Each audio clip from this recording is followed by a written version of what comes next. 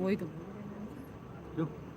हाँ कुछ बोले हमने बोला हाँ मैं तो बोल वो करे कि वहाँ पे कर देंगे वाला अभी तुम्हारे खराब बैनर छोड़ कर रहे हैं जाएंगे मैं तो खींच लूँगी जैसे कहाँ पे बुके देंगे उसका पीछे वो बैनर कर देंगे फिर वो दिया बत्ती के आगे कहाँ बुलाने लाइट थोड़ी करेंगे होने दे कुछ करना किनारे कर लेंगे या तो क्या करना लिंक चाहिए था आपको लिंक हाँ ये वाला यूट्यूब का लिंक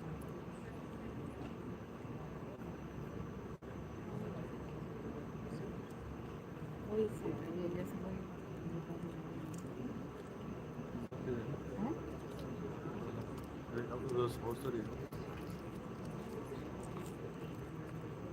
लिंक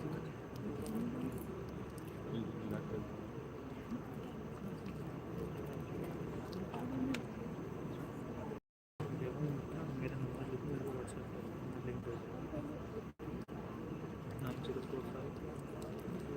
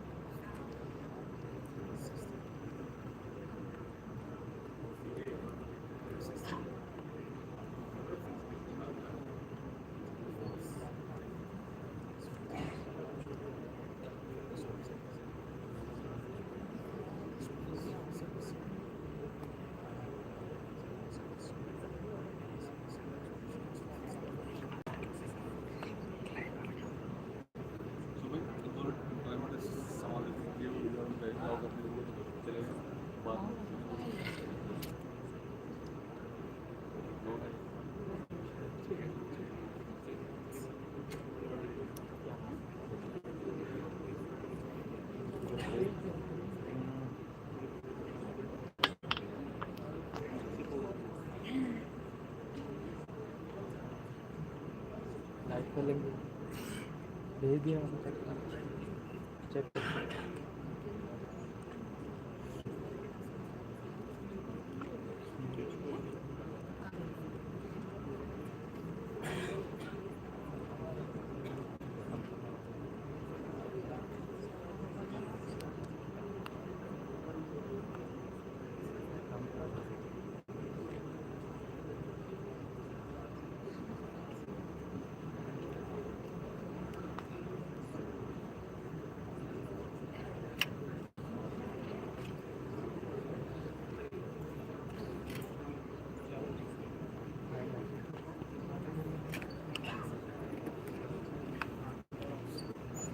तुम्हें तो हाँ ये कहीं नहीं जा रहा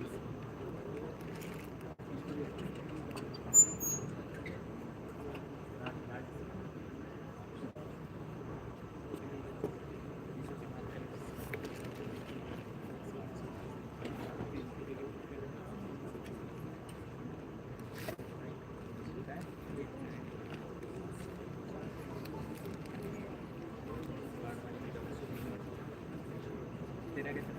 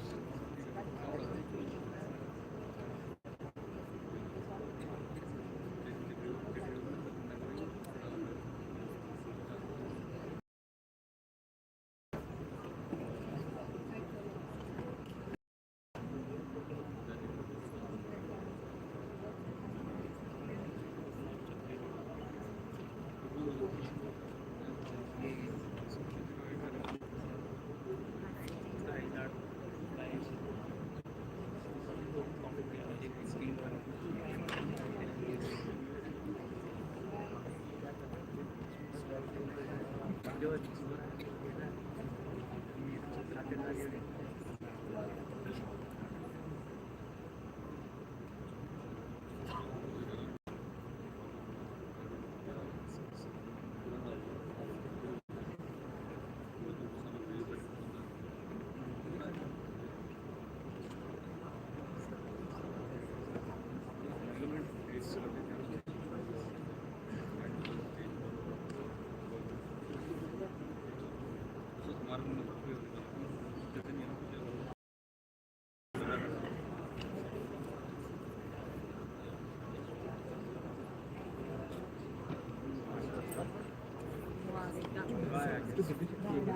पकड़ा है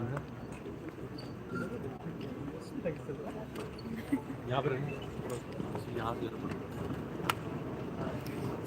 कैमरा खोल दो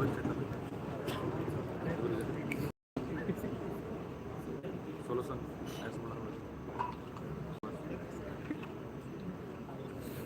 तुम जालो ना यार कि या देवी सर्वभूतेषु मातृरूपेण संस्थिता या देवी सर्वभूतेषु शान्तिरूपेण संस्थिता या देवी सर्वभूतेषु बुद्धिरूपेण संस्थिता नमस्तस्यै नमस्तस्यै नमस्तस्यै नमो नमः।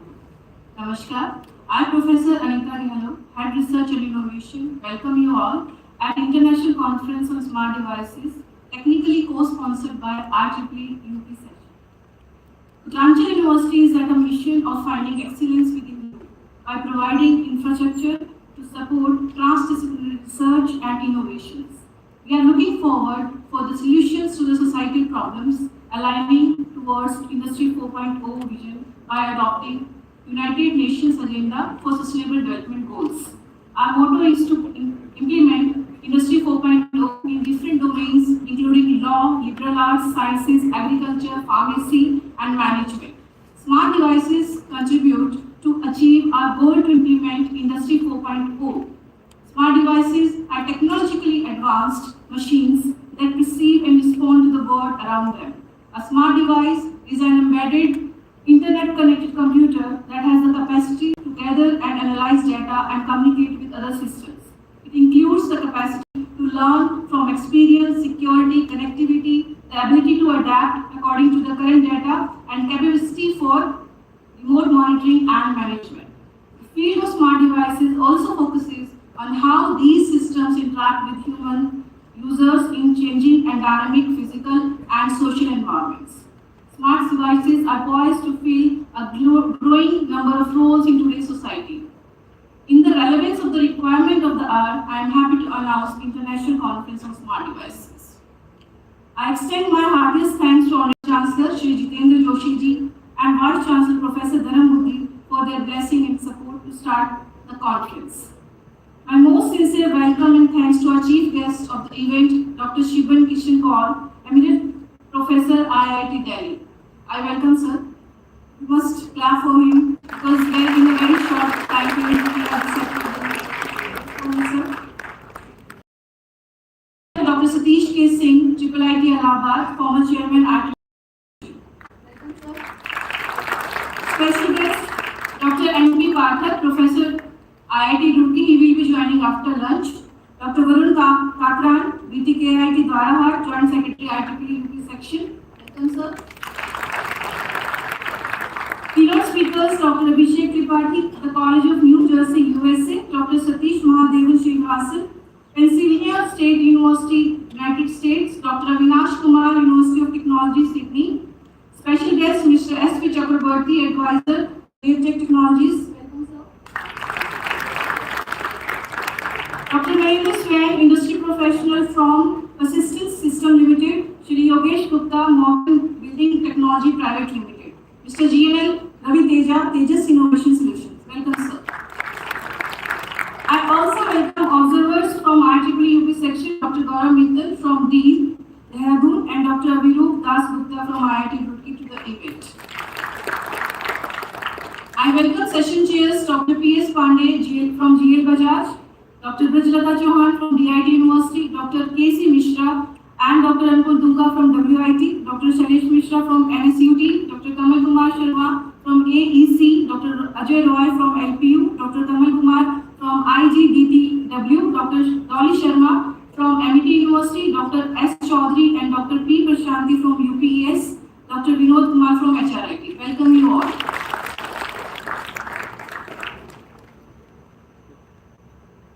Now for the formal address to the delegates, I request Chancellor Sir Jitendra to please come forward for felicitation.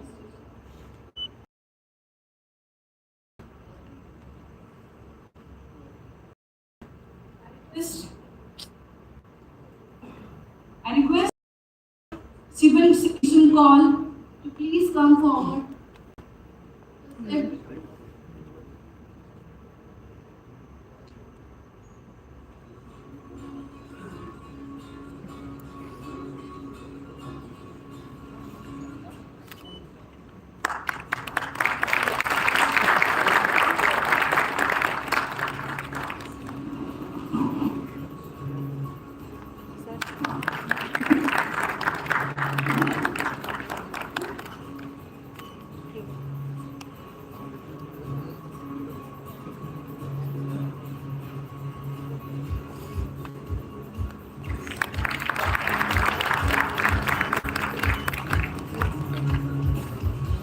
Sir, I request guest of honor Dr. Satish K. Singh to please come forward for the felicitation.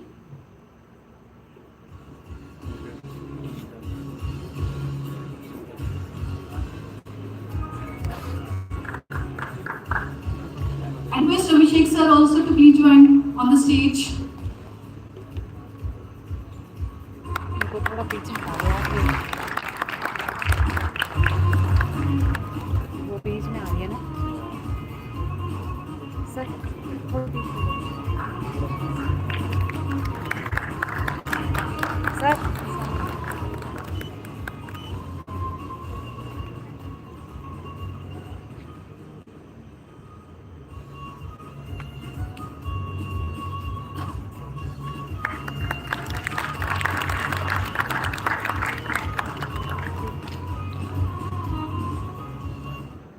Sir, I request Dr. S.P. Chakravarti to please come forward.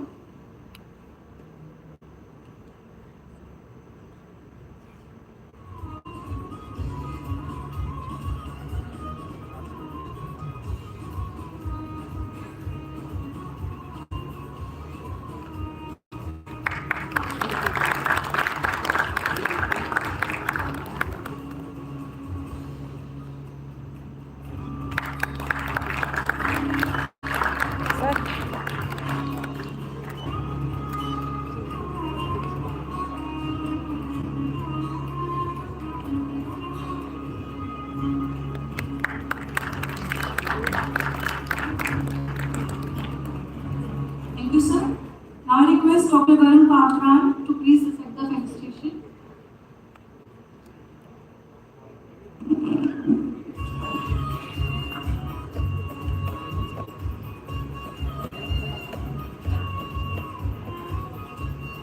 इनको बोलो थोड़ा पीछे, थोड़ा भी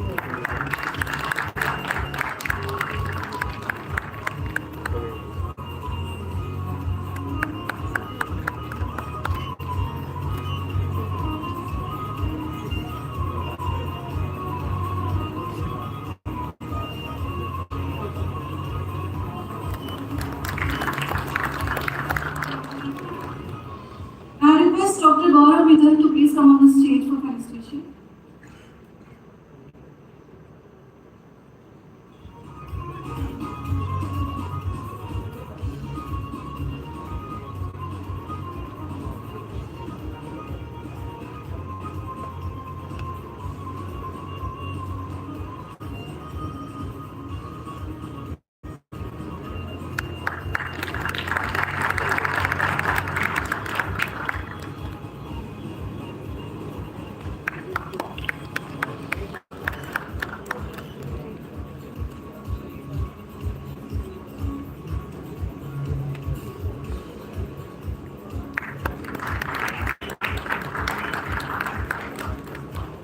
I request Gaurav sir to please be on the stage for lab lighting.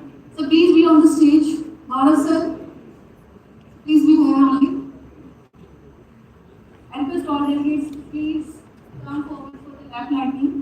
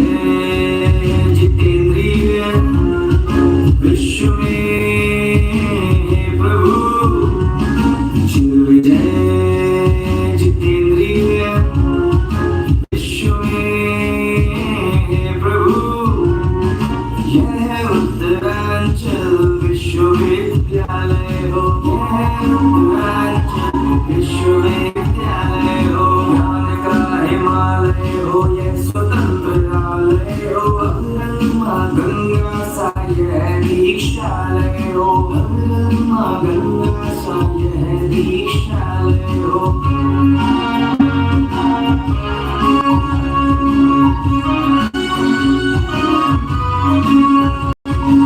अभिषेक का यह शीर्षालय हो, उच्च कोटि विद्या का यह अंकितालय हो। अभिषेक का यह शीर्षालय हो, उच्च कोटि विद्या का यह अंकितालय हो। सर्वधर्म सद्भाव का देवालय हो, राष्ट्र हिंद के हृदय में अनुराधालय हो। चिर विजय जितेंद्रिय विश्व में प्रभु, यह उत्तरांचल विश्वविद्यालय हो, यह उत्तरांचल विश्वविद्यालय हो, यह उत्तरांचल विश्वविद्यालय हो। Thank you. To start the conference for the comment, I request Conference Chair, Director Research and Innovation, Dr. Rajesh Singh, to please come on the podium.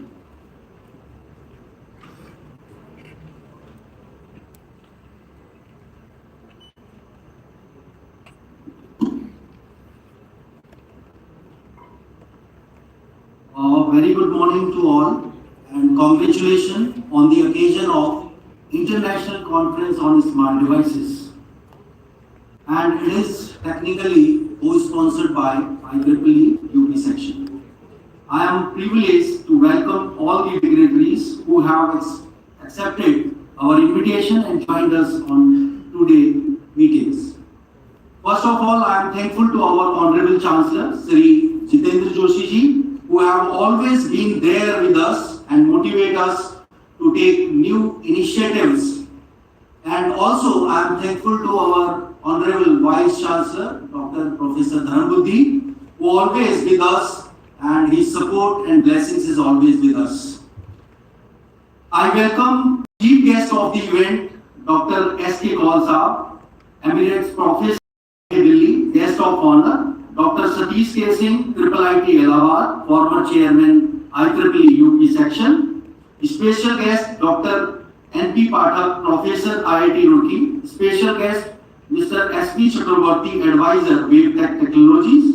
Keynote speakers Dr. Abhishek Tripathi from New Jersey, USA. Dr. Satish Mahadevan, PSU, United States. Dr. Avinash Kumar, University of Technology, Sydney, Australia.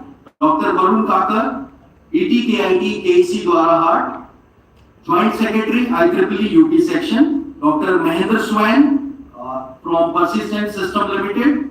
Sri Yogesh Gupta, Morgan Building Technology. Mr. Ravi Teja, Tejasya Innovative Solution. I also welcome from IEEE UP section Dr. Gaurav Mittal from Deal, Dehradun, and Dr. Avirup Das Gupta from IIT Roorkee to join the event. I welcome session chair S. Pandey, GL Bajaj College, Dr. Brijlata Chauhan, DIT, AC Misra from WIT, Ankur Dumka sir from WIT, Dr. Sailesh Misra, LSUT, Dr. Kamal Kumar from Ambala Engineering College, Dr. Ajay Roy, Lovely Professional University, Dr. Kamal Kumar, Indira Gandhi, Delhi Technological University for Women, Dolly Sharma, Amity University, Dr. Sushavan Chaudhary from UPS, and Dr. Shanti also from UPS, and Dr. Vinod Kumar from HRIT College, Ghaziabad. I am pleased to share ICSE received total 783 articles with authors from 9 countries: India, USA, UK, Canada, Italy, Oman, Saudi Arabia, Ethiopia, Malaysia. With 287 reviewers were invited, and all papers were reviewed by 3 reviewers and accepted only after 2 acceptance. After rigorous review, 5 papers were accepted. 151 paper were accepted, but registered total 96 paper, which counts our acceptance rate is only 12%. Plagiarism and AI content has been taken as serious concern, and acceptance has only sent to article with 0% AI and total plagiarism 30% including references. Plagiarism cannot be tolerated in any circumstances and same is communicated to the authors. We have keynote speakers from academia and industry as well as from USA, Australia and India. Today we have total 5 keynote speakers, 4 keynote speakers for tomorrow. Total 6 parallel tracks or sessions are planned in hybrid mode in the presence of 18 session chair. One session is planned for young professionals.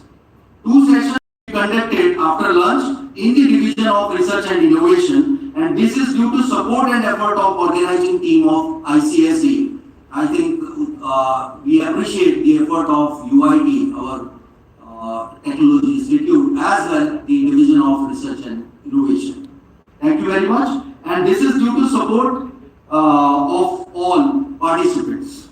I welcome all the participants and wish all the best for success of the event and welcome you all. Thank you very much.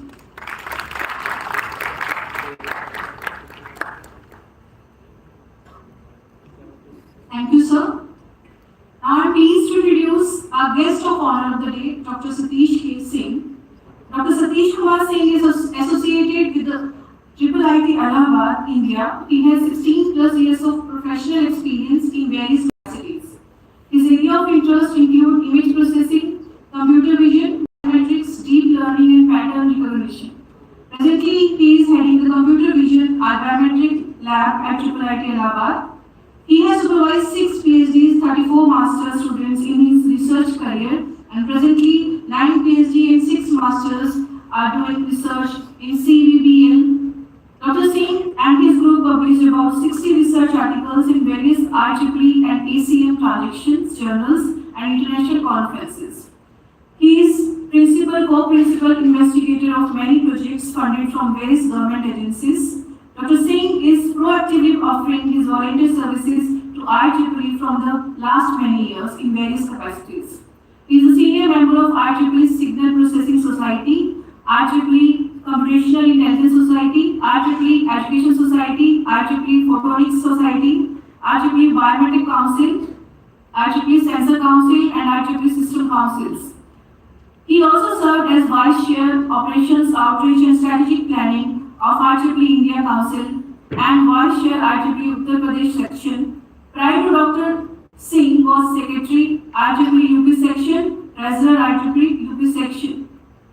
He is also the founder and present faculty counselor of IEEE Student Chapter Branch, IIT Allahabad, and under his guidance and supervision, many awards and laurels like the India Council Student Volunteers Award Sections, Best Student Branch Award, Largest Student Branch Award, and 2 IEEE MGA Richard E. Marvin Scholarship has come to SBM section as well.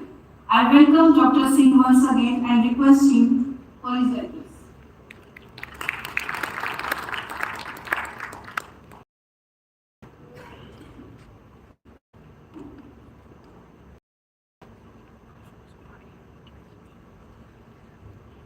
A very good morning to all.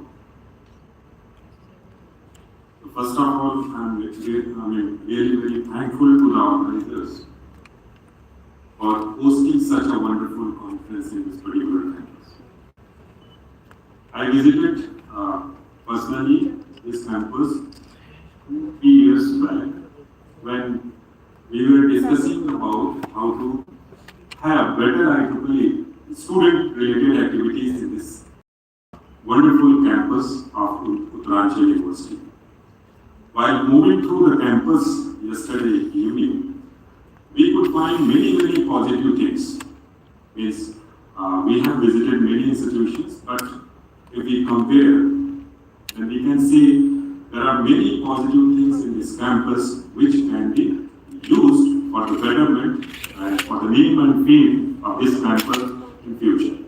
So this is really remarkable journey for you. You are the part of this prestigious institute in Uttaranchal or Uttarakhand.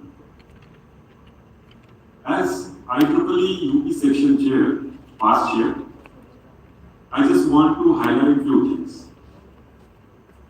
Here the field is IEEE. So first point, why IEEE, what is IEEE, who is IEEE, why to join IEEE.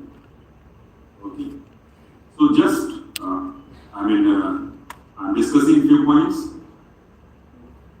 If we talk about IEEE, it's straight.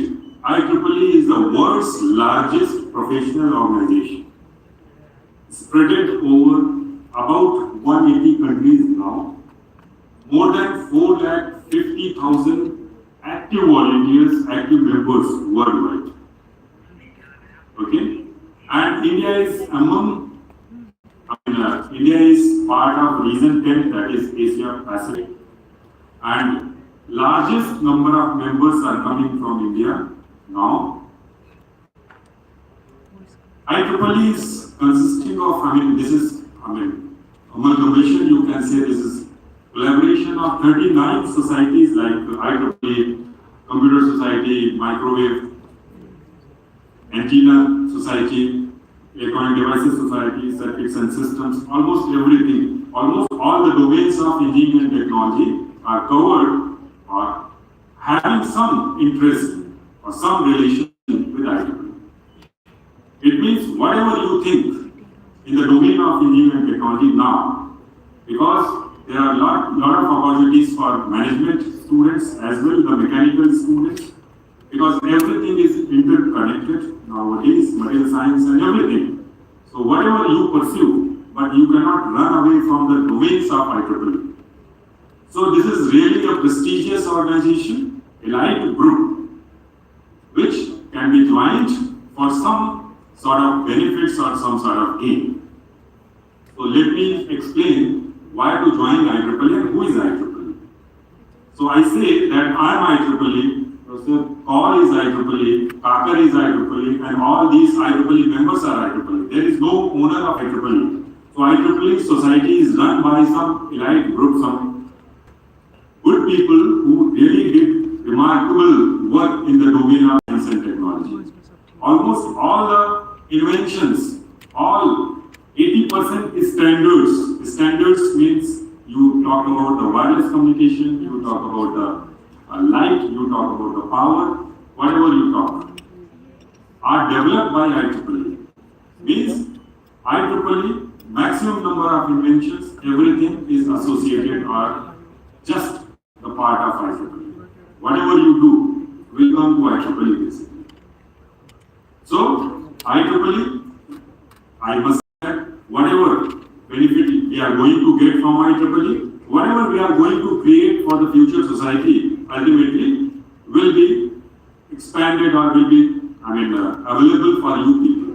So one day you will give some benefit to your followers or the next generation. So IEEE means we are the IEEE. Whatever we will create, we will get in future. Okay, so IEEE is nothing but all of us are part of IEEE, or we can say we are IEEE. So there is no question who is IEEE. We are IEEE. And why IEEE? Whatever we will give to the society, we will get in future. So if you give better things to the society in future, next generations will will get something better. Okay. So again, this question is over. It's what we are going to get. Yes, there are large number of direct and indirect benefits of joining IEEE. Okay. So someday, if we find some time, then we will elaborate how you can get the benefit. IEEE is the best connection. There is no difference among the students, like you or IIT Kanpur, IIT Delhi, IIT Roorkee students. Okay? There is no common studies, no common campus, nothing. All are disjoint. But how these people are connected, how you are connected with other IIT Delhi or IIT Kanpur, IIT Roorkee students. So there is a common connection which can be exploited for the betterment of all of us, and that is IEEE connection. If you approach any big professor to access good laboratory facilities which are not available in your campus, taking the name that you are also the IEEE member, sir, you are so senior in the domain of IEEE, please help us. Definitely you will get a positive nod from that professor or that researcher. Dr. Gaurav is sitting here, he is from Defense DRDO lab. If you approach that you are the member of IEEE, please help. he will definitely allow. Okay, it means you can exploit this wonderful IEEE network for your betterment. There is no difference between one IIT Roorkee student, IIT Kanpur student, and you people. Okay, so use very judiciously. This framework is wonderful. Whatever you want, you can do through this. Okay. So this is something about IEEE. There are many things which we can speak, we can understand, we can discuss. Let me talk something about the conferences, IEEE conferences. Probably this is the first IEEE conference which is happening in Uttaranchal University, if I am right. In past there were many conferences which were organized by Uttaranchal University, but yes, IEEE, this is first. So let me explain how you will be assessed and why to publish the papers. What is the importance of publishing the paper? Okay? So, if you understand why we used to do the projects at UG and PG level, what is the purpose of doing those projects? Okay. So, rest assured, whatever you have learned, whatever you have acquired throughout your undergraduate or postgraduate journey of engineering and technology, okay, you are coming with some idea and you are just replicating, you are just demonstrating that you have acquired this much knowledge. Okay, and you write in the form of some project report or thesis. Okay, and then probably what happens, your project reports and thesis are kept in library, and nobody used to refer those project thesis or reports. Exactly, it happens. In case of the PhD thesis, some of the theses are being referred and cited. People used to study or read. But in case of projects, nobody refer those project reports or thesis. Okay? You have acquired wonderful knowledge. Your ambience are never provided by the university. But how the world will know that you have acquired the best knowledge? If you cannot create the knowledge, we cannot say, nobody will say that this university is good. Please understand. Means first of all, you gain the knowledge and then you create the knowledge. After creating the knowledge, yes, probably you are doing wonderful, but all the knowledge is kept in the library. Nobody will refer this knowledge. I am sure that you have created excellent knowledge. Okay, but it's in the libraries. Then what is the way to disseminate the knowledge? This is the biggest question. How to disseminate your knowledge which you have created. Originally you have created. Okay, so conferences, publications, etc. are the ways to disseminate your knowledge. If any university is publishing the best articles, it means these people are disseminating the best knowledge in the world. At the same time, we can say these universities are creating the best knowledge. Isn't it? If you create the best knowledge, it should be disseminated at best venues to the maximum population. Everybody should be aware of this fact that you have created this knowledge in your university. Because you are capable of creating knowledge. So conferences used to provide a venue or a medium to disseminate your knowledge in this entire world. And IEEE is being the biggest platform, biggest network. If you publish wonderful paper, then definitely a lot of people, a lot of researchers are going to get the benefit out of it. Just because of your created knowledge. So this is the importance of the conference of the journalists. Another importance or other benefit of attending or presenting the paper in the conference, basically attending in the conference. If you read a journal article or transaction article, if you belong to the same domain, you require at least 6 hours to assimilate whatever has been written in the paper. But in the conference, what happens? They have done a lot of research, maybe 1 year, 2 years, and they are just presenting in 10 minutes. Okay? And you can get the chance to interact with the original authors, what they have done in their studies, in research. So within 10 minutes, you can understand the entire work, all work which has been written or encrypted, you can say, in the paper. Isn't it? So this is very practical. If you attend the conferences, you can interact with the original author and understand those papers within 5 to 10 minutes. So this is the beauty of conference or attending the conferences. So please understand the meaning of the conference. This is just not only for the networking, but taking the advantage in this way. Okay? So please understand and please follow, try to follow. Means every university should follow, should create the best knowledge and it should be disseminated in extraordinary manner. Then only people will say, okay, this university is the best university. With these things, actually I'm just closing the discussion. But yes, I am sure that this campus will keep on organizing these kind of events and accumulating large number of people, as I have already heard by Rajesh Singh ji, that many people are visiting this particular campus. So if you get a chance, please interact with them, because everybody has done something good. You may get some sort of benefit out of your interaction or out of your investment of time. So thank you very much for being patient. And thanks for organizing these kind of events. And I am hopeful that in future also we will have better events. Thank you. Thank you so much, sir, for enlightening the audience about IEEE and its benefits. Now it's my privilege to introduce the next speaker, our chief guest of the event, Dr. Siban Kisim Kaul. Dr. Kaul received PhD degree in 1983 from IIT Delhi. His research interests include microwave engineering, high-frequency wireless communication, body area networks, flexible and wearable electronics, and medical applications of sub-terahertz waves. Dr. Kaul is a life fellow of IEEE and fellow of IMAE and IETE. He is the chief editor of IETE Journal of Research and associate editor of the International Journal of Microwave and Wireless Technologies, Cambridge University Press. He is currently distinguished lecturer for IEEE Electromagnetic Compatible Society, USA. He is also a speaker for Distinguished Microwave Instructor Program of the IEEE MTTS and APS. He has successfully completed 38 major sponsored projects, 52 consultancy projects, and 61 technology development projects. He has authored and co-authored 625 research articles, 23 state-of-art books, 4 book chapters, 2 e-books. He holds 26 patents, 6 copyrights, and 1 trademark.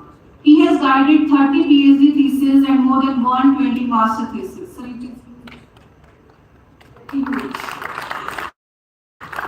Dr. Siban is recipient of numerous awards, including Indian National Science Academy, Young Scientist Award, Top Invention Award of the National Research Development Council for his contributions to the indigenous development of variety phase technology, Plastic Award for the development of car-bent currents, phase shifters, Ramlal Vadha Gold Medal from IETE, Academic Excellence Award from India Government for his funded contribution to phase control module, development for Rajendra Radar, Shri Om Prakash Basin Award in the field of electronics and information technology, Vasvik Award for the contribution made to the area of information communication technology, Teaching Excellence Award from IIT Delhi, Award for contribution made to the growth of smart material technology by Institute of Smart Materials and Systems, Bangalore, Amin Shah Memorial Award from IETE to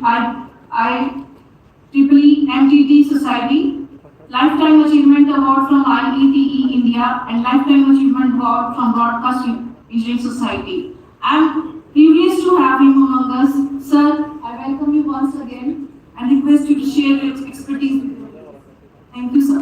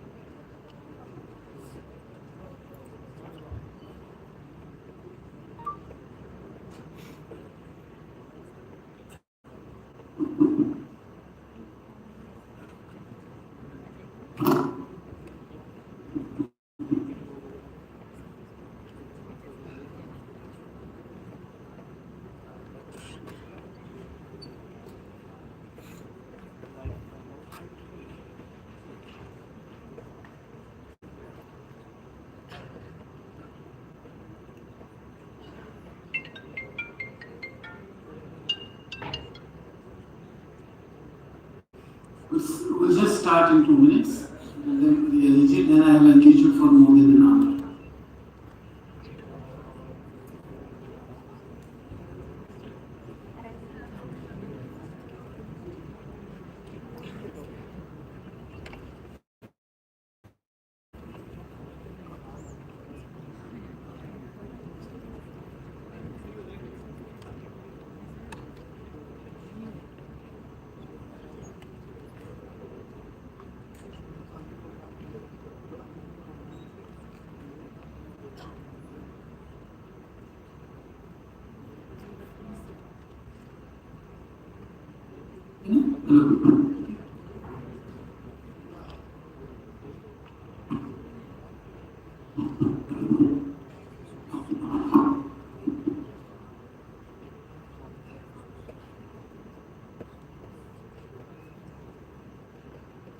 Are you able to see these slides?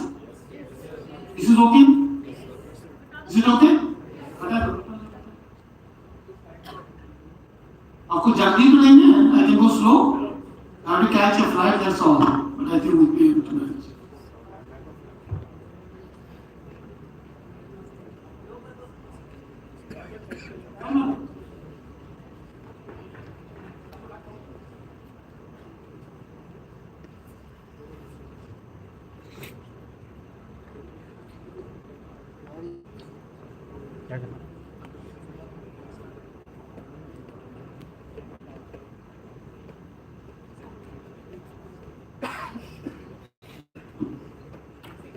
Shall we start with your permission? We'll take your permission, no? You are the organizer. Yours. Okay.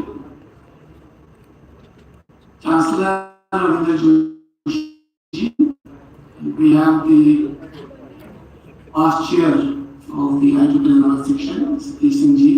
We are meeting him after a long time. Faculty members of the university. Students, dear students, of course this talk is only for students, you should get benefited. Ladies and gentlemen, I have a lot of friends, Gaurav is there and Narendra will be joining in the afternoon. It all started a few days back. I got a mail from Chakravarti that can you come to Uttarakhand and give a talk, just 3 days back. And I belong to Kashmir, so it's a very nice weather there. I thought, I escaped from Delhi heat and come to Uttarakhand for at least a day. We came yesterday evening. And we are here. No. Anita ji and Rajesh, they are the main organizers for this conference. Thank you very much for inviting me. And she read my biodata. Of course, it's a very short biodata. If you read long, then it will take 1 hour. Whatever I am today, it's all because of IEEE. As Satish ji mentioned, I joined IEEE almost 35-40 years back. So whatever I learned and I did my bachelor's in power systems, and today I work with chemists, biomedical doctors, everybody. So I will show you some of it. And the conference is titled International Conference on Smart Devices. So Chakravarti is asking me, are you going to speak on smart devices? It's slightly different than what we do. I said, no problem. We also do a lot of sensor work. But we don't do just isolated sensor work. It has to be a total subsystem. So I will show you some of the examples of what we do in our group. Students can do it here very much, and if they become members, as Satish ji mentioned, of antenna propagation, microwave, computer science, electromagnetic compatibility group, they'll get a lot of funding, they'll get a lot of opportunities to travel within country, because we have a major conference in Hyderabad this year called MapCon. A lot of opportunities for undergraduate students, including travel grant will be available to also international conferences. It's free, but they have to spend few rupees or dollars to become member. I'm sure their mobile will be much more than becoming a member. It's very cheap. So don't take my words. It's up to you. If you want to become members, please become members. Now the title of the talk is Medical Applications of Megahertz to Sub-Terahertz Waves and Electromagnetic Interference, Electromagnetic Compatibility Issues. This is a talk which is under the IEEE EMSc Distinguished Lecturer. I'm a lecturer for 2 years, but before that, I've been lecturer for a Distinguished Lecturer for Microwave Society, also Antenna Propagation Society is one and the same thing for everything. So, Before I start, I will just give you a few slides what this society, AMC, is a very, very important society. And you can open a student branch chapter here. He'll help you. I'm there to help you. A lot of funding will be available. Along with the student branch chapter of EP as well as MTT separate. Do it separate because you will get 3 times the funding. And you don't need to take a photograph of the slide because that's a typical tendency. I've left the PDF file. It will be given to all of you. Anybody needs the PDF file, can copy.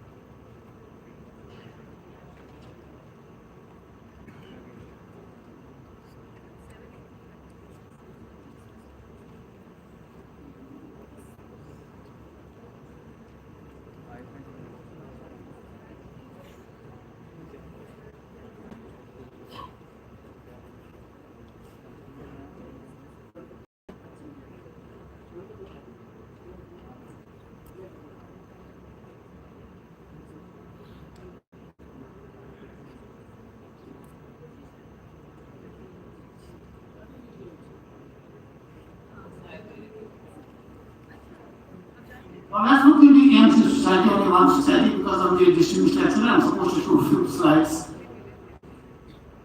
If you look at their event calendar, if you go to www.emc.org, you can put this light off. Is that okay? You put this light off?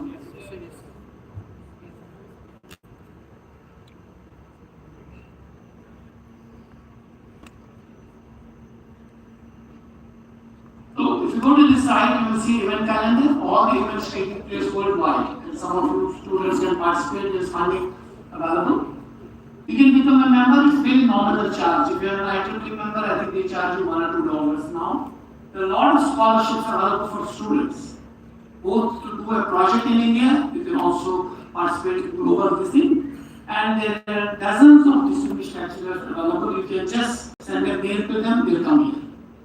And you don't have to cover the airfare or hotel. Everything is covered by IEEE.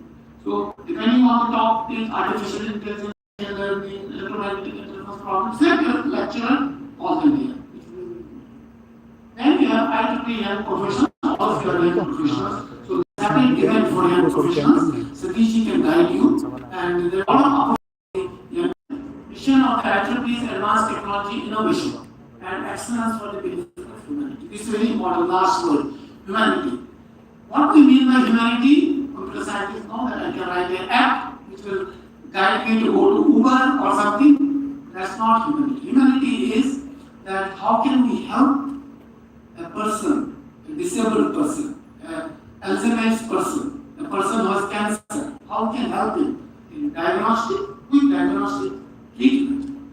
How can we, typical, example is that if somebody gets cancer, what do?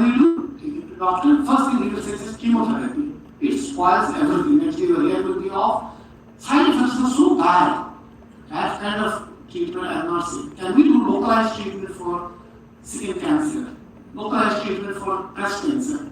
Answer is yes, we can do it. You need computer scientists, you need chemists, you need physics people, I'll show it.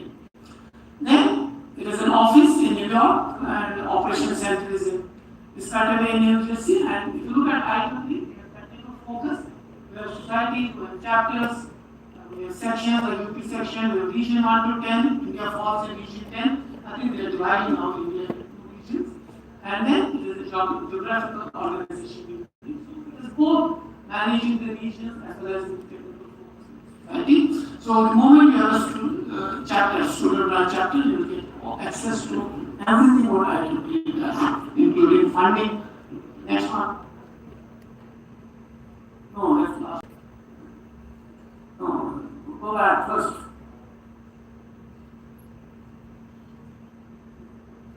Back, all of them are there, go back.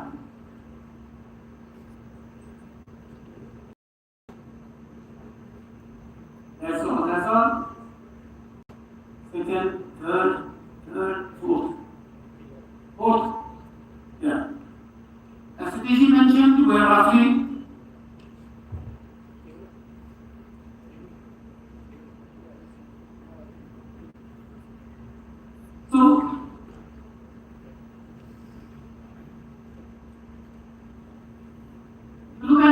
by regions. This is 2-year-old graph. As you mentioned, it's 450,000 members worldwide, a lot of them. But important thing is we are in region 10, which is one of the biggest regions. And looking at the student population here, you can get easily 100 members from Uttaranchal University itself. So, because region 10 is growing, so IEEE is putting a lot of focus on region 10. So you will have whatever you need from the IEEE to sustain your programs. Now let's look at the Electromagnetic Compatibility Society. It is the world's largest organization dedicated to development of and distribution of information tools technique for reducing electromagnetic interference. Every word is electromagnetic interference. Aircraft, moving vehicles, it should not interfere with the other electronic circuits. That's what electromagnetic interference is. So the society's field of interest are listed there. Automobile vehicle. Basically, they will develop standards, they will develop measurement techniques, test procedures, instrumentation, equipment. The society was founded in 1957. It was first called PGRFI, now then it was called IRE, finally it's now become HF Society. It's a new society. So if you join now, I think you'll have a lot of benefits which not be available to many of the chapters will be funded here.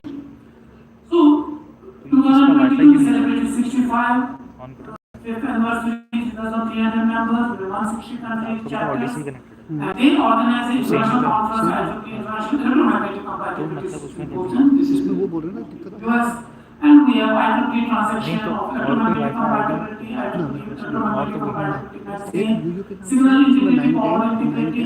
These are some of the magazines, and they also put standards. So, medical equipment, what kind of standards will make it electromagnetic compatible so that external imaging electrical electromagnetic field. So that's the whole idea. Now, if you look at the driving force in the IEMC, we have regulation, we have technology, we have time problems with signal. Launch a signal, it should properly go to the output without any noise and everything. So basically, we want to meet the requirements of the customer, we want to keep the customer happy. EMC problems can sometimes have hazardous consequences. For example, if you look at Google, the title needs to QSS, Uttaranchal, and HMS Sheffield. If you look at this, these are two ships which launched missiles during the war. So these are basically 1950s. So because the electromagnetic compatibility issues were there, and because of some short circuit, the missile automatically triggered on board these ships, and it fell on the ship, killing more than 150 people on the ship. So if you don't take into account the electromagnetic compatibility problems, your electronic circuits are useless. Now, if you look at membership, if you become a member, you have free access to EMC, digital library, magazine, online access, and then you have SPIs, another which is joint here, microengineering techniques, and you have other journals, and then you have resource center, your discounted rates for conferences, and there is networking. So you have access to electromagnetic compatibility resource center, and these are the journals, electromagnetic compatibility transaction magazine, and this is compatibility practice application. Mostly it's practice based and very, very useful for industry. A lot of industries participate in this one. And you have conferences in Japan, you have in Phoenix. So worldwide there are conferences. If you are interested in organizing a conference here, they will support you, they will give you a lot of funding, typically $50,000 to $100,000. It's common grant given to an international conference. Many years back, I started a conference which is on AppCon. We get more than $200,000 grant from IEEE. And we have surplus of millions of dollars for these conferences.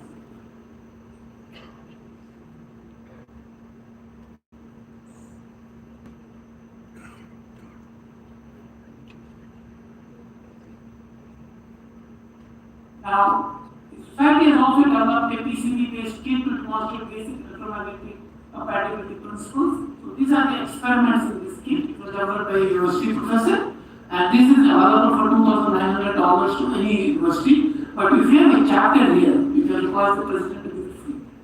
So please look at these things. The MTT chapter now gives a free network analysis to every chapter worldwide.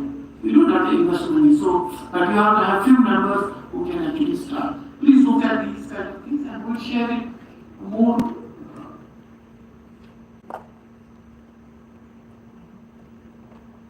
nutshell, if you look at electromagnetic compatibility society, it brings compatibility to engineering innovations since 1957. And I would suggest, please go through the website, go through the website and see to it that some of the students become members and you get the benefit of this particular society. Anyway, this was about the society. Now I will come to the main talk.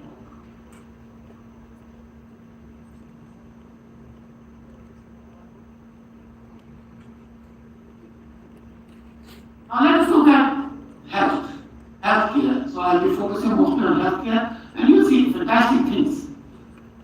Healthcare, past and present. In the past, we had very simple lifestyle. When I was young, I used to go to the doctor. He will touch my pulse and say, "Oh, take this mixture and it used to go off. The disease used to go off." No more like that. Less number of patients, doctors were more. Less number of diseases. Physically, there were more diseases. Then we had physical medical assistance was available. Enough doctors were there. Painful diagnostic procedure. I know that if there was a minor surgery, it used to take 15-20 days to get recovered from the surgery. Today you can go in the afternoon, finish off the surgery, and in the evening you are out. Then the surgical procedures were non-efficient. They were not efficient. And then we had conventional drug delivery system, which used to be through a capsule or something like that. But now, if you look at the present life, again stress is important. Too much of stress, everybody is stressed. You go home, you find headache because there's too much of stress. There are a large number of patients.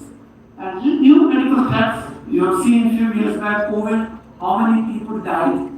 And these threats will come now because somebody said we have extremely less number of doctors and nurses. We got exposed. Most of the hospitals didn't have bed, they didn't have oxygen. So what to do? Like leave people to die? Painful diagnostic procedures. Today also they are painful blood sugar, prick. And if you have a young newborn kid, you cannot prick him. So techniques. Conventional drug delivery systems, again, chemo and it takes months to get cured, but you have other diseases coming in. Quick training of doctors and nursing staffs in the career. When COVID comes, government wakes up and have all types of doctors available. In that process. You get false certificates, you know what happens in India. You get substandard drugs and other things.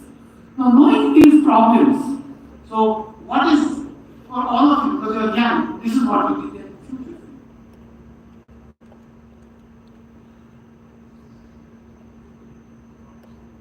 More stress, it will be more stressful because, cost of education is more, cost of medical expenses is more. So 24 hours, I know all of you must be taking, having stress, extremely large number of patients, extremely less number of doctors, nursing staff. So we need to learn from the new medical threats. We need to do a lot of research. And this is important. We need to have self-diagnostic tools. All computer scientists, students should develop apps for the mobile so that you can self-diagnose some of the things. And non-invasive procedures needed. I can touch something, I can blood sugar. If I go to a doctor, some screening should tell me whether I have a tumor rather than going through mammography. And if I want to inject a drug, there is cancer here, I should be able to inject a drug only here, not take orally so that my whole body gets supplied. So we need targeted drug delivery systems and we need remote self-medical assistance. For example, in a village in Uttaranchal, somebody falls sick. He cannot come down to Dehradun to meet a doctor. If he has a mobile app, he can send the data to the doctor and the doctor should tell him that you have this problem, take the medicine. Or you should have a computer which will have self-diagnostic things built in. And the cost of the medical which is soaring, it should be much less. Now, today 10 lakh medical insurance is nothing. Because a simple procedure which is a cancer treatment costs a lot of money. So one of my friends who was my batchmate, he was the CEO of the national insurance company. He's sick with Alzheimer's disease and dementia. So he had to get a surgery done. There was a big tumor in his stomach. So he got admitted to Medical Institute of Technology and he sent me this thing, what you see on the right side. That I was lying on the bed looking at the fan and I realized I earned tons of money. My bank is full of money, but I realized wealth is not here. It's not at all health. What is important is health is wealth. If you want to be healthy, If you are healthy, you are wealthy. So keep this slogan in mind that you have to be healthy. So we have to do this. Now let's look into the area. I'm sure BTech students don't know much about it. The slides are here with you. You can read it later. If you look at megahertz to terahertz, but by the way, you use RF every day. Mobile is RF. So, but you don't know what frequency you use. So on the left hand side is frequency 30 megahertz, 300 megahertz, 1 gigahertz, 30 gigahertz, 300 gigahertz, 1000 gigahertz. And I'm fortunate that in our lab we have complete facility to do measurements up to 1000 gigahertz. On the right hand side is wavelength. We don't use big Maxwell's equations in the class. One simple formula which will convert wavelength into frequency into wavelength. So this is called conventional radio frequencies. Then 1 to 30 gigahertz called microwave, 30 to 300 gigahertz is millimeter wave, 300 gigahertz to 1000 gigahertz submillimeter. In United States, Purdue University, Pennsylvania, most of the undergraduate students do projects in all these bands. They call it RF, 1 to 1000 gigahertz. So we need to introduce labs here, all these multiverse to do these things. So on the right hand, you see these are application is frequency modulated broadcast, but this red one, this is the industrial, scientific, medical, drug delivery, communication, local area network, 5G, 6G, IoT, of course, there's all satellite, remote sensing, other wideband radars. And this blue one is new one coming. This is called medical devices, diagnostic and treatment. It's very important area. I think you will have, if you do a startup, you will be a billionaire if you do these kind of things. I'll show you later how our students do that, and we are planning to have. So important area is this millimeter waves. Mostly Gaurav is there, they use it in the lab for defense. Now time has come and we can use it for medical applications. And sub-terahertz occupies 300 gigahertz, and this is a very important area. You don't have to do anything, you have to go to IIT Roorkee, very close from here, they have a complete facility. Some of you can do student BTech projects in IIT Roorkee. It's very important. Why these frequencies are important? Because of this, if you take any millimeter wave book, this is the first graph given on the front page. Look at atmospheric attenuation versus frequency up to 400 gigahertz. If you take over sea level or you do over 9150 meter altitude, you get this kind of graph. Peaks and valleys. These peaks come because of high absorption and resonance with water molecule here. Then this is Ka band 26 to 40 gigahertz. These uses it quite a bit. Then you have 60 gigahertz interaction with oxygen molecules or these high frequency signals, very large attenuation. Then comes W band 75 to 110 gigahertz, centered around 94, mostly used for missile applications. And then 120 is oxygen absorption, 140 is again value. So this is important, peaks values. Peak means you can have short range link because attenuation is large. Valley means you can have very high speed broadband link. So this is the main advantage of this kind of thing. Your 5G frequencies are here. 28 gigahertz, 38 gigahertz, and some people use, Japan uses 60 here, and 6G will be somewhere here, 7G, 8G, 9G will be in this frequency. So this spectrum is very important to use. To talk of 5G without knowing what frequency we are going to use. So this is very important. Now, since most of the students at school are computer science students, so I take this from IIT Computer Science thing. This is IIT Computer Society 2023 Technical Predictions. If you go to IIT Computer Society, this is what you will get, a PDF document which will give you few years down the line what are the new technologies why we should focus on. So this is the remote, wireless and wearable technologies for healthcare. This is one of the most important areas which computer society is predicting, not chemistry or mechanical or physics or electromagnetic.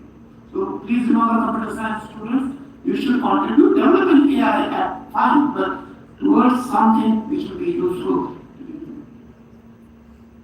Let me give you some examples. This is taken from an IEEE spectrum number 23. What is this? It is called e-skin, electronic skin. Please read this paper. I am reading these slides with you. It's from a Caltech group. So this is a sensor which you put on the skin. It does not require battery. What it requires? From the moisture and movement of the hand, it generates the power. And this is a very, very interesting application. Few cents, the sensor is, but several of them will be on the body. So this is kind of thing you should do. And enablers are mega terahertz technology, artificial intelligence, machine learning, cloud computing, smart sensors, which we are going to discuss for next 1.5 day, three-dimensional printing technology to reduce the cost. Please go through this paper and you will see it's all done by computer scientists. Now let me come to some variable non-invasive sensor systems. I don't know how many of you use Apple Watch today. I don't have it because it needs charging. If you have an Apple Watch, I use it 24 hours, and it uses photo detector at the back of for oxygen sensing. You know, COVID, each one of per day 80,000 rupees to get oxygen extractor. But this is a very simple one, and this is my data, 84 in 1 year. Keeps on fluctuating, at least you will get an idea, is my oxygen okay? Then it has a crown here, at the side it has a watch has a crown here. If you put your finger on the crown, it measures your ECG. This is the ECG, my ECG. It directly transmits to my doctor. The doctor can say in case there is a problem. And the third important thing which you don't know at all, because you don't use it so often, is called VO2 max. VO2 max. When you walk, when you jog, how much oxygen your lungs take is this parameter. And at my age, because I'm 70 plus, I need 28, minimum 28. And you can see my data, not bad. It's 29.6. At your age, it has to be 45. Please check it, it will be 20. I'm telling you. It will be 20. It is built in your Apple Watch. So you will know whether your lungs are functioning. If your lungs are properly functioning, COVID will not affect you. So please look at these kind of excellent example of these things. And it uses, now you may say that your talk is on electromagnetic. It uses electromagnetic, it uses RF wave to transmit data to the mobile. You can get everything on your mobile. Everything. Every hour you get the data ability. You know, when I jog too much, what happens to my VO2? Second problem, I'm sure that this audience also there will be few people who have diabetes, I am one of them. So, for many, many years, my mother had and other things, after that is painful. 125. After that, you take jalebi, then you don't know what happened. It will be going to 300. Now, you look at the sensor development. There are sensors, this is from fixed time, and if you touch my hand, it is there. It's 24 hours, it's there sensor. I can read my blood sugar 24 by 7, 365 days. Right now also I can read.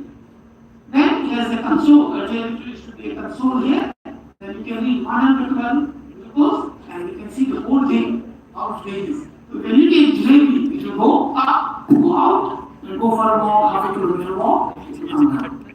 And you can control HbA1c, it's a very, very important parameter for sugar.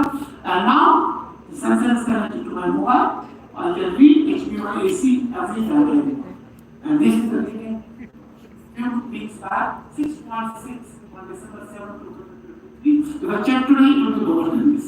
I'm sure it will be lower than this. So, this one is very simple. You know, when you look at this particular one, why I'm showing these practical examples to you? Because every day we use these examples, we use these things.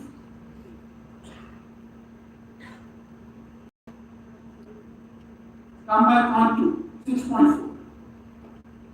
So, because of this, you don't need medicine. It tells you every hour what happens. Night time, if it shoots, you go for a little bit walk. And it's the best. So, this was the idea that because we have sugar, my mother has sugar, somebody else, can we do something better than this? This is the whole idea. Apple is doing this thing. So I will share how we approach this problem. The catchword of a very young PhD student. Females are best for this because they are very energetic. Idea from here. Look at the idea. This was a paper long back. This is what undergraduate students should do. Get ideas and do start rather than join Uber. So this is a wave guide here, and I pass a signal, incident signal, and depending on the fingertip, there's an iris here, and I put my fingertip. So we have basically blood sugar, we have fingertip, we have muscle. If you model it, so it will be reflective signal, and together the reflective this is the resonance. And this resonance changes because whatever glucose is there in my blood. And if I can get a nice computer student who can calculate it with respect to the blood sugar, I can develop a non-invasive. And if somebody takes up this problem, you get the true enough. At every railway station, have a gadget, that's it. Like weighing machine. So this was an idea many years back somebody did. So we started with this. And the PhD problem given to her, a student, because the prime minister's student, developed a non-invasive glucose sensor as those startup later. So how we do? It's not that easy. It's not one day job, but it is done by students. So this is what we do. So we went into 110 gigahertz because the resolution there is very, very good. If you have a slight change in the blood sugar, it can be picked up very fast.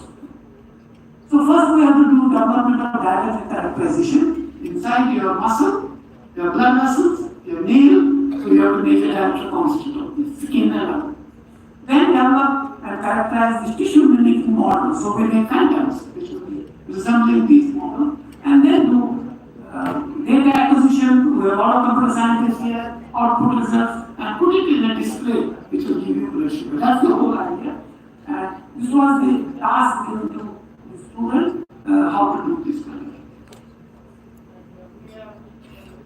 We have a very big paper on 2021 very recent. Non-invasive glucose measurement using subdermal sensor, time domain processing, and neural networks, all computer science, except for the sensors or electromagnetic sensors. We can go through this paper very actively. First of all, because we are talking about liquid samples with different glucose levels, we will calibrate them. This is a vector network analysis with 4 standards, that's basically 4 different line lengths. And this helps in calibrating the networks. Once you do this, you do the maths. I don't want you to do the maths. So, 4 raw measurements, and ideal response of the offset shot, and combine them into matrix form, calculate here gamma. From this gamma, I can get real part of the dielectric constant, imaginary part of the dielectric constant. This is not very simply, the students can do it in one hour. Once you have this data, you will get data like this. This is set up in our lab. You can get imaginary real part of the data for various water concentration glucose. On the right hand side is imaginary part of the dielectric constant for the different concentrations. Once you do this, the glucose solutions are used to develop phantoms because we don't have only glucose inside, blood with glucose and your muscle. So we do development. So this is the phantom. So what do you do? We have a blood glucose thing, and then on both sides we have skin model. So this is a typical skin. So we use electromagnetic sensor. It's a waveguide, WR6.5. Google it, it will give you a rectangular piece of metal with A and B dimensions. And then we use phantom to mimic skin area between. So we found this area, thumb and the first finger. This area is very sensitive for developing blood sugar. And then we can do transmission or reflection. So this is how the setup is. In between is your sample, then we can have these phantoms and do a lot of measurements. The beauty of AI, ML is now, once you have data, you can do wonderful things. So this is how it is done. It's all published. So once this is done, a lot of data like this, the real part, the imaginary part, or the dielectric constant, and which you can calibrate and store in the database. And once you do, this is how the data comes. The errors are much less than what is reported. There are a lot of papers which are reported. So we get much better accuracy using our technique because we are going for high frequency applications. The low frequency ones are less accurate. You can see the data which is measured over different frequency range up to 170. So the second is now trying to have starters like this. We take a waveguide here, and between the finger and the thumb is called thumb index space. We touch it here, measure the reflection coefficient, and take it to a kiosk or to subterraneous response to the computer, machine learning, and it will display the blood glucose. So you don't need to actually put anything now, simply touch it. We can also do transmission.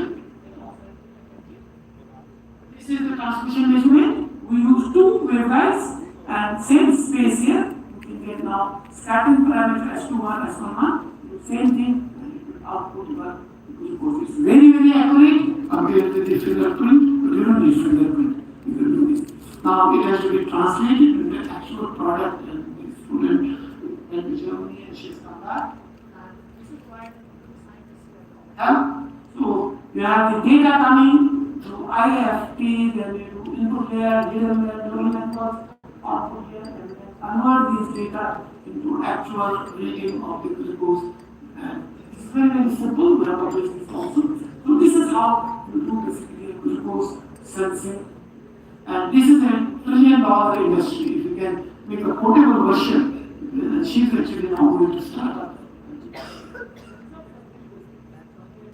Needs which are there in the literature, you can see the predictive and targeted values is almost like a linear thing. And some people have done in 2 to 4 GHz measurement, the sensitivity is 4, our sensitivity is much higher, and then root mean square error is also much reduced into our readings. So it's very, very good. So this is one of the applications. So when you do a project, please look at the application and join other hands, and so that you can contribute to your part and scale their part. Second problem is again started with my mother. My mother was one day diagnosed. Something came out of the breast. It was a major cancer. Then take her to hospital, put her breast between the two mammography electrodes, and it's painful, so painful. Finally, the doctor said, yes, there's major cancer, I need to do a surgery. Take her to surgical room, so they chop off whatever they could see from the MRI image, they chopped off. And she came back. After 3 months, the doctor called her back, no, it is going again. Another surgery. So painful for a patient to do this kind of thing. So this was the motivation. Can we do something without shuttling between doctor and home? So the second problem, these are all practical problems. There is cancer treatment. So we have breast cancer surgery, we have 2 types, lumpectomy and mastectomy. Here, it is spread so much, you have to remove the entire breast. But if it is partially spread, doctor, what he sees the MRI image, removes the tumor and thinks that everything is done. No. There are 2 important parameters. We need resurgery depends on whether you have tumor negative margin, positive margin, and explain to what these are. So these are very important things for the doctor. But the whole process, the doctor removes the tumor, we need to process it within 20 minutes when the patient is on the bed, operation theater. And then after, no, we are not removing everything, there's still some tumor left. So how is that? Basically, there are a lot of techniques we use. Tumor margin detection using terahertz spectroscopy, or we can do using Raman spectroscopy. These are 2 techniques, I don't want to go into detail. But we did look at all these things. There are techniques available, but there are gaps, research gaps. So what are those research gaps? We have tumor margin assessment, we have high resolution, we need high penetration. So if we use terahertz, we get resolution, we don't get penetration. If we use millimeter waves, we get penetration. So the sub-terahertz, 110, 170 gigahertz, we found is the ideal to detect this particular thing. What it means. This is what doctor does. He removes the tumor after taking some image, and we develop this XY setup here. And under this setup, we put this tumor slice, and then move the setup in XY direction, and then we can find out whether surgery was successful or there is still some tumor.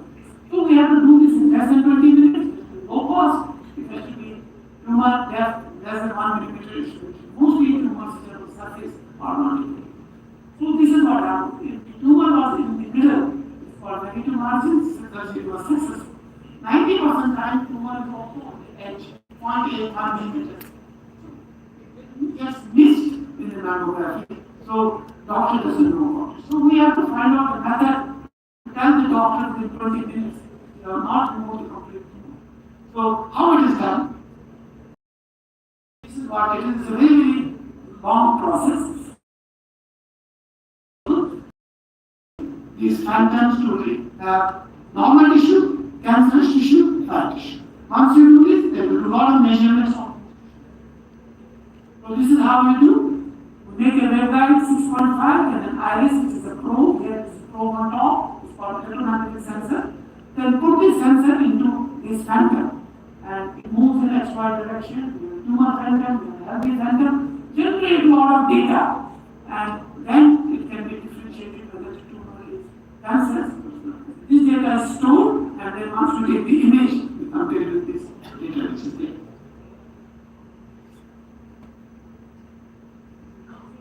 If you go on top, it will go X, Y, Z in the hospital.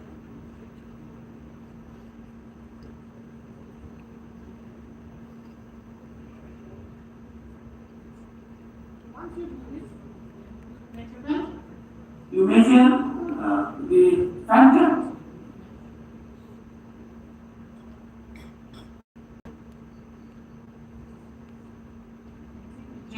When the slice is there, it moves automatically on the x-axis. So it puts the data onto the network analyzer. From there it goes to a computer which has AI ML, which manipulates it, and then it gives you, this is the tumor which doctor has cut. It doesn't know there is a tumor still left here. So it is an image, reconstruct an image immediately in 20 minutes.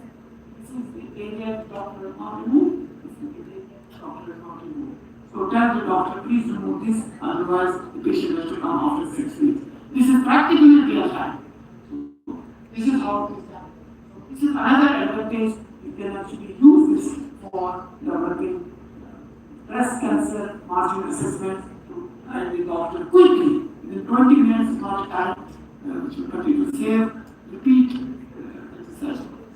So terahertz is important area, so I'll show you some of the things. Many people in India suffer from prostate cancer, from other types of cancer.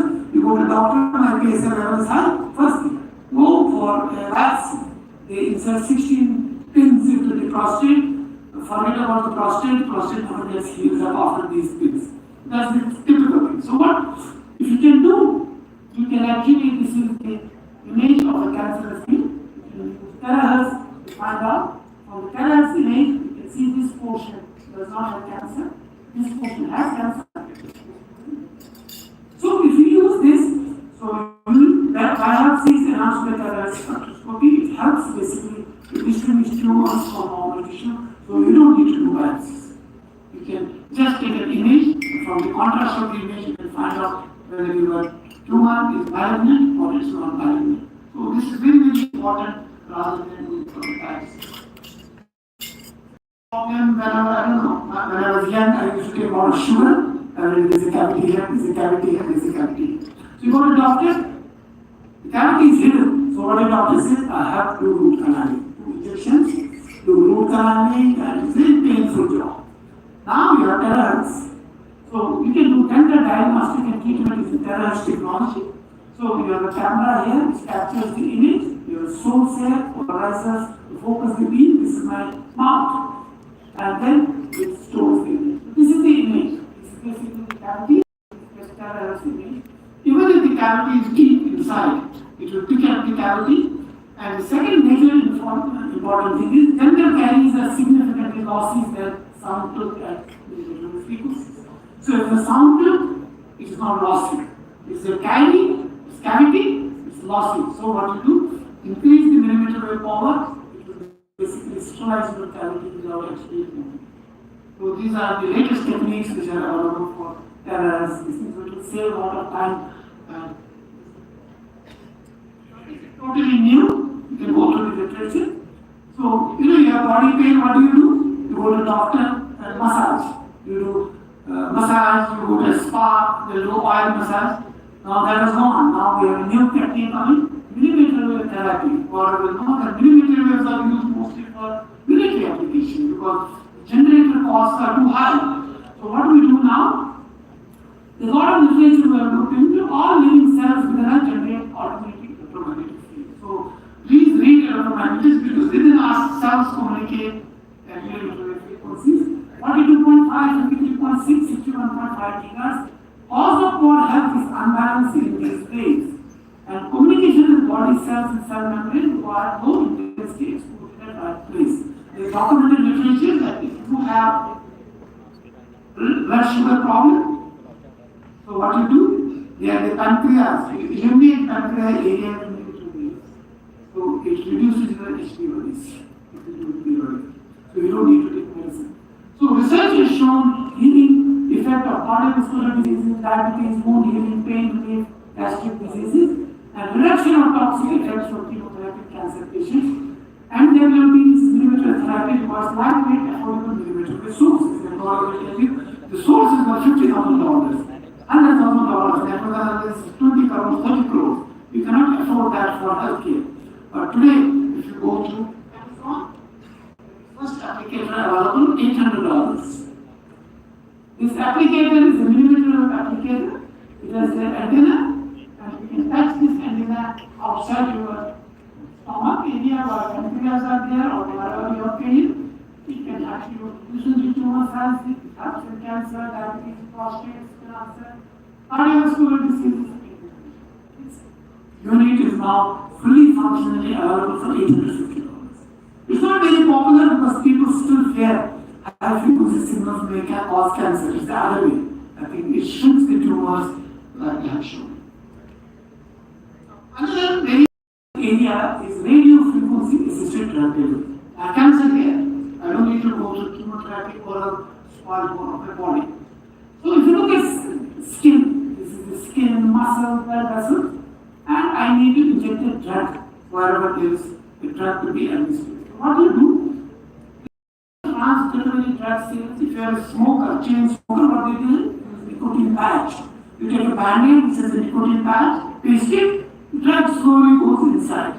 But these are low molecular weight drugs, they penetrate the skin.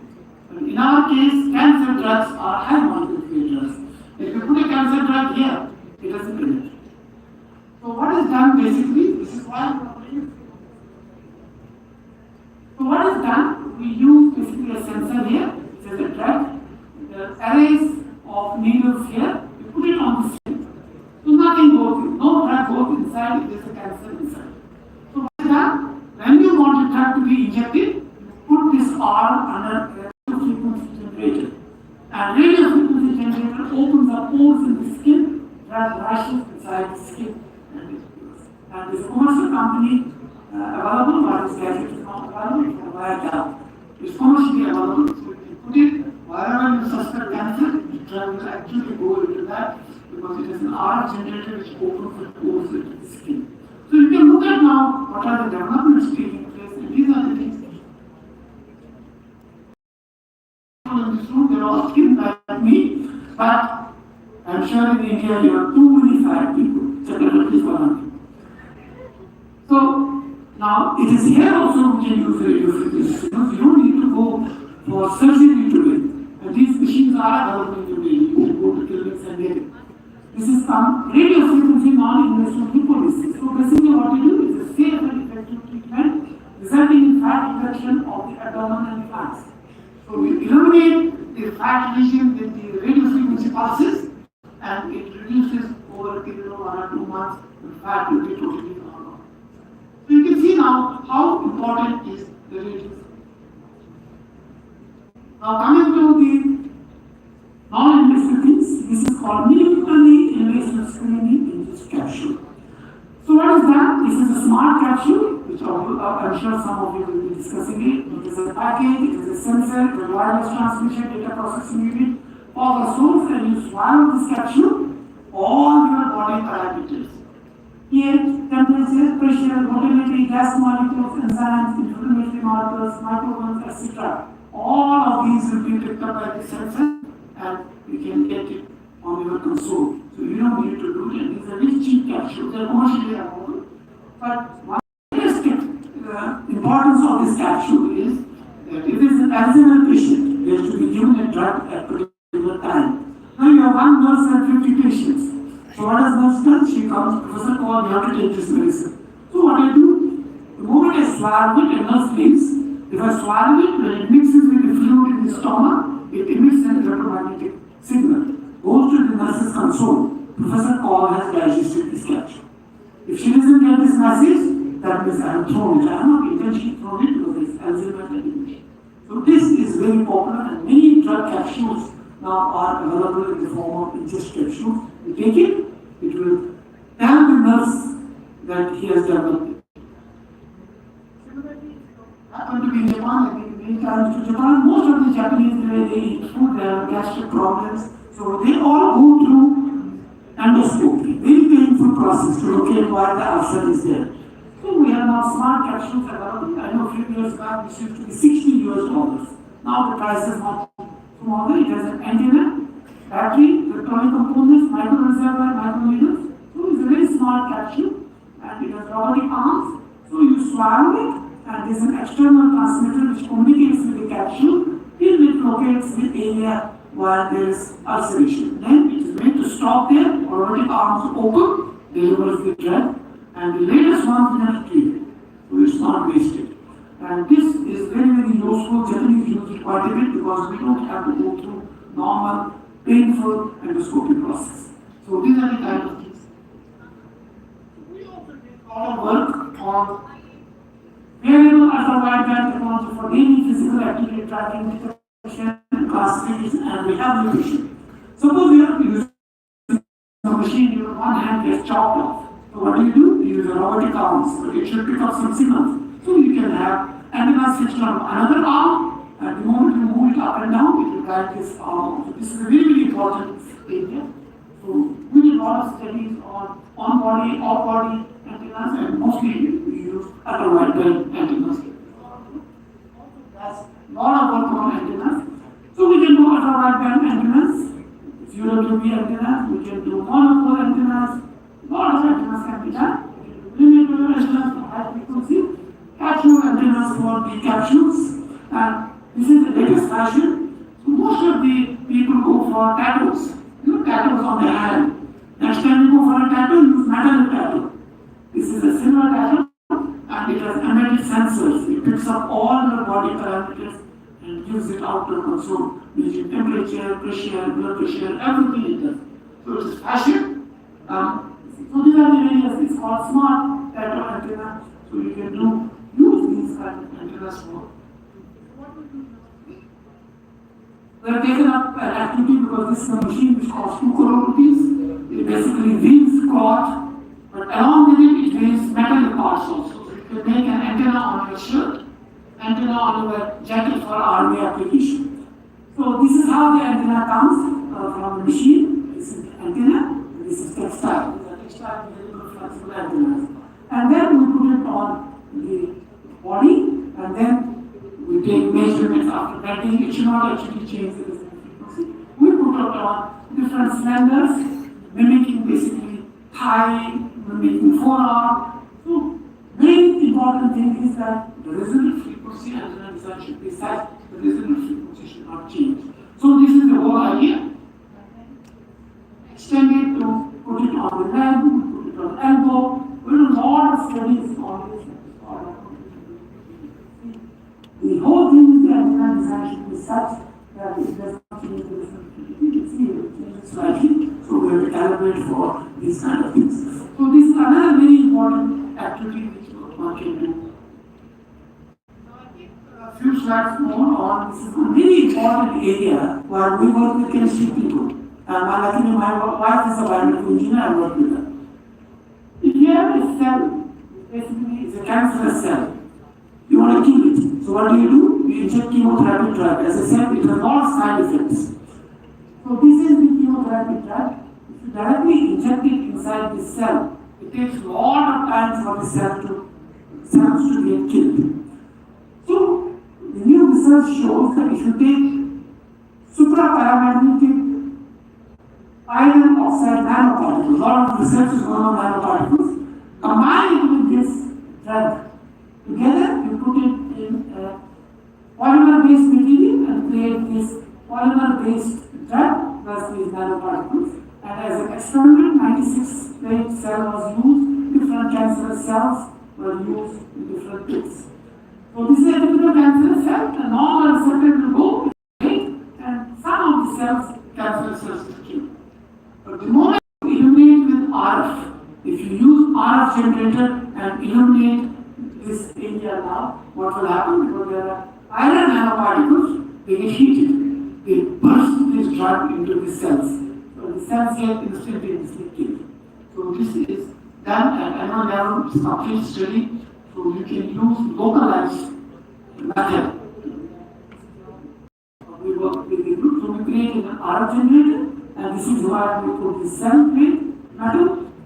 Now this is a graph which shows simply nanoparticles, different types of nanoparticles, no change in the death of the cancer cell.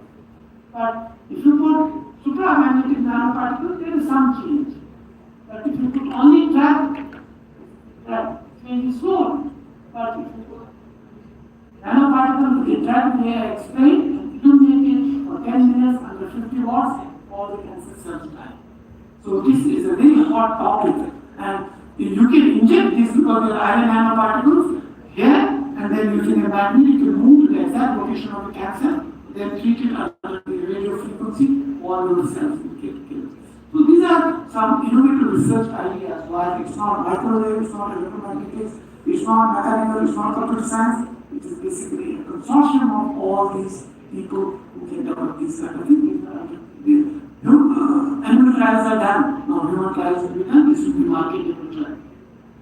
So when that the students get looking at the Uttaranchal, who had a problem of the tunnel, remember that people got buried under the inside the tunnel, and it took so many JCBs. Sometimes the shaft breaks up. Luckily, they were lucky to get survived. Similarly, at bridge collapses, there are a lot of people who get buried under the debris. So we don't know whether we should have JCB here or we should have JCB here.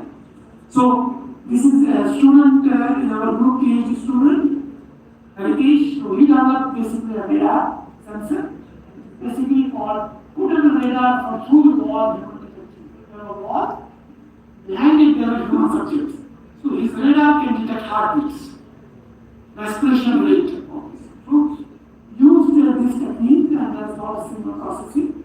So the whole idea is there's a German, Indo-German project. The German people wanted to use drones, and they want to put the sensors on drones. So whenever there's a building which collapses, so you take a drone to that area, throw these sensors on the ground. So each sensor is a radar, so it picks up heartbeats. So this region there is a heartbeat. So it will ask the JCB to go to that region rather than wasting time to survey this thing. So these are very, very important areas which will be basically so sensors mounted on drone can be thrown at the location of the building collapse to detect whether the buried humans are still alive. Time is important here. This will help in quick rescue operation, saving precision of lives. And this is also the key. So I gave you basically a gist of the kind of work we do, but all students who are sitting here and young engineers, this is how we do. Trust me, within 2-3 years, this is how you will look. There will be no doctor. So you will be having an electrode fitted here, which will do your EEG, EMG, ECG, smart band, smart textile, thermometer, smart watch. Everything will be basically sensor-based. You won't know it may be in textile, so it will be basically transmitting the data. So you will have basically home healthcare center on your mobile. So my sugar level is 160. It goes to that, and it tells me there's no need. Go for 1 kilometer walk, no need to go consult a doctor.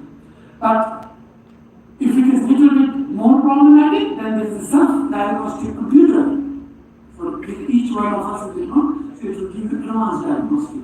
So we should take metformin 1,000 doses like that. You don't need to again go to doctor. But if it is beyond all these things, you upload this data in the cloud. This is why we need computer scientists. So cloud, it will go to the appropriate doctor. Prescription, you physically don't need to do it. Whether you like it or not, in 2 years' time, all these things will be there. You can advanced stage in the US, Germany, Japan, and this is what you will have. So whether you like it or not, you need to know RF, because everybody's communication is through RF. So this is something which is very important, psychological biosignals for service people. We can check their psychology for the military. All these sensors are important, but the whole important thing in India, we don't take into account, each of these sensors have to be 5 rupees. 5 Indian rupees. When we develop sensors, we make it at least 50,000 rupees. Nobody will buy it.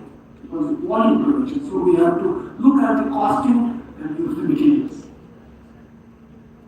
We have combined quite a bit of work which we did. This is sub-terahertz sensing technology for biomedical application. You don't need to reinvent the wheel, everything is there. And there are architecture for future wireless devices. Wireless devices will be there. You will discuss next one day. Smart IoT, home, healthcare. They will need anything. There are different types of antennas. You need body center communication. Very, very important ultra wideband. So we have variable antennas, body center communication present in future. So these are starting things. And your university wants your copies and the email to me requesting it, I'll send it free. Don't worry about it. I have some copies and somebody else also needs this. So look at it so that you don't have to start from zero. You can start from something. Now, since we did electronic nuclear, EMI-EMC challenges. What is EMI? EMI is the interference caused by electromagnetic disturbance that affects the performance of the device. Whether it is watch, anything. Protected from. So there are 4 types of EMI: conductive, common mode, differential mode, radiated. In most cases, we will be discussing only the radiated EMI. And then, what is EMC? Electromagnetic compatibility is measure of a device's ability to operate as intended with the shared operating environment. So we have to do something to these electronic gadgets so that electromagnetic interference doesn't affect. So electromagnetic compatibility of an electronic RF devices with 2 facets: the ability to work properly in the presence of electromagnetic radiation, the ability to not generate additional EMI, it should not generate additional EMI to disturb. And mostly this kind of thing has been done on motherboards, on electronic gadgets, by a lot of companies for medical area. It is still at the infancy for a lot of medical. Some of the techniques which are commonly used, there is a lot of research going on material designs. So I work with some nanotechnology groups, chemistry people. We are trying to develop low-cost material based on carbon-based nanomaterials, and you can have a conformal coating on the gadget which will allow the electromagnetic interference damage. We can also use like in mobile, reflected metallic pieces, metallic caps used for EMI mitigation in mobile devices is a common technique. But now MRI machines, big machines, we cannot use these kind of things. So the solution there is we can use large PCB-based absorbers. So there are a lot of unit cells here, and this can be polarization sensitive single and broadband absorbers. You can create sheets of them in front of the machine, in the back of the machine. It will basically reflect the electromagnetic waves, not cause interference with your electromagnetic. This is a very, very broad area. Thousands of papers are being presented every month. And so there is no rule that this is better than this is better than this. So you have to make a judicious choice yourself. So some of you who are going to be in US, there is a conference called EMC plus SI. I'll be there. Electromagnetic compatibility, similar integrity power integrity conference, 2024 in a beautiful place called Phoenix, Arizona. So some of you come here, you'll see a lot of companies displaying their products. So you will have EMI-EMC issues for transportation, semiconductor chip EMC, packaging, autonomous vehicle, charging, wireless charging, intentional EMIC, cybersecurity, application of artificial machine learning to EMC, and similar integrity power integrity concepts. So this is a gathering of more than 1,000 to 2,000 participants and exhibitors, while you will have face-to-face there. But some of you will not be able to do that because it's costly, but if you have a student or a chapter, the chair will have. So in case they will come to an end, I have one slide. And the last slide. Conclusion, and these are my recommendations, you don't need to follow it. Whether you like it or not, whether you're a computer scientist or chemistry or physics or see, everybody uses mobile. The moment you use mobile, you need RF. So whether we like it or not, RF is there everywhere. So you need to join MTT Society, AP Society, NC Society. The best way is to chat. He is there, he will help you. Now today's engineering, I started my career as power systems. Now, we require multiple skills such as knowledge of basic electromagnetics, less of electromagnetics, most related subject. Anti-engineering because you have to transmit receive signals, microelectronics because you have to make chips, and then you have seen the government of India semiconductor policy, they want to make chips now in India. Computer science, we cannot live without computer science. With artificial intelligence, machine learning, cloud computing, we need mechanical engineering because ultimately gadget has to be fabricated. We need material scientists for developing low cost absorbing material. We need biomedical engineering if you want to do healthcare, and if you want to get ethical clearance, you have to work with doctors. EMI suppression, all these things. So we have learned over the years almost to touch every part of this. We need to collaborate with nearest medical institute, medical doctors, and the engineering profession to understand what they need, what is not. For example, capsule antenna. When you swallow it, is it compatible with medical doctors? So, together, we need to serve humanity. That is the whole purpose. IEEE, Uttaranchal University, IIT Delhi, escape all. This is the ultimate objective. And let me tell you, we came naked in this life and we have to go naked. All this money is here. This is the only thing we carry and we serve somebody. That's more important. And future will demand very low cost, 10 rupees, 5 rupees, 20 rupees, 1,000 of rupees. Wearable and wireless devices. This is what is required. And we have a lot of students here, we can do wonderful things. And we have my email is here. You can send me email. I am very prompt in sending me email back. You need a book, you need a paper, you need anything, you need guidance. You can come to IIT Delhi, work with people. Now I'm retired. There are people there, you can work. There are summer fellowships available for students and faculty. 3 months free. You can use all my facilities free. Please come. Student can come for 2 months, 3 months. We took more students from other colleges, and in 3 months' time they publish a paper. You have everything free. You get an accommodation, you get transport up and down free. The only thing is you have to keep your mind open and broad. Think big. So life is a golden opportunity for you to do an excellent project. All this work which you are presenting to the students. Not that the faculty, I sit on the chair nicely, my name comes in the paper sometimes first, sometimes second, but it's done by the student. I already motivate them and provide the funds. So with this, thank you very much. I'm not going to be boring you. Pick up the PDF file from here.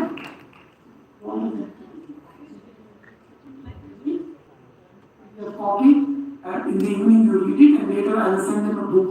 It's a 5-rupee book which will energize you so much. Thoughts of Power by Swami Vivekananda. I know you won't spend 5 rupees, so I'll send it free to you. Thank you very much. God bless you. If you have any questions, I'm there to talk. Thank you.